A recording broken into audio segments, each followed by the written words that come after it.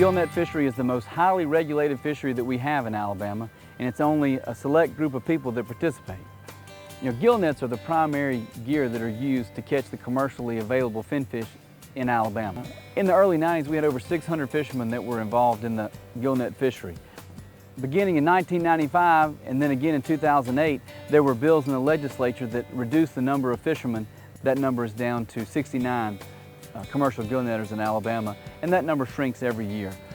And when I say it's a highly regulated fishery, we have certain areas that are closed at different times of the year that keeps the gill net fishermen from being able to work in areas where speckled trout are prevalent during their spawning season. But there's also closures that keep the gill net fishermen away from the recreational fishermen and the tourists so that they don't interact or have conflicts. The fish that are the highest commercial value in Alabama are mullet, and then Spanish mackerel, and then flounder and sheephead and bluefish, ladyfish.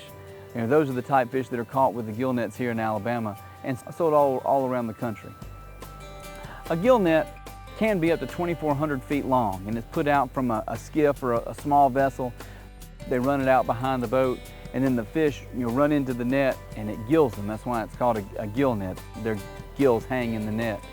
And then the fish are nets retrieved and the fish are removed from the net and then taken to a processing facility either in Bala Battery or Bon Secours, where most of those fish are processed and boxed and sold. Most of those fish that are caught in gill nets in Alabama are used for human consumption. And there are fish that we'll see in some of our restaurants locally, but a lot of them are shipped up the East Coast and out to the West Coast where they have more of a taste for those type of fish.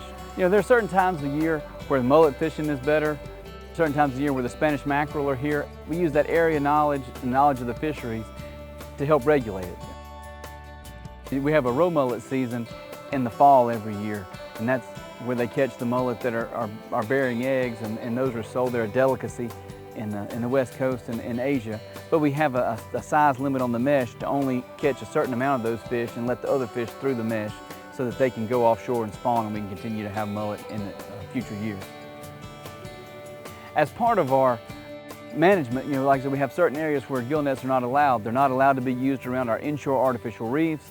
They're not to be used around within 300 feet of a pier. They can't be used in marked navigational channels. So there are a lot of areas that we restrict the use of gill nets to protect other species and to keep down conflicts with other user groups. The gill net fishermen are good, hard-working people. It takes a lot of effort to catch fish this way. It has produced incomes for many people and continues to provide for the processors and the fishermen and these families. They enjoy catching these fish and producing and providing fish for the local people and for people all around the country.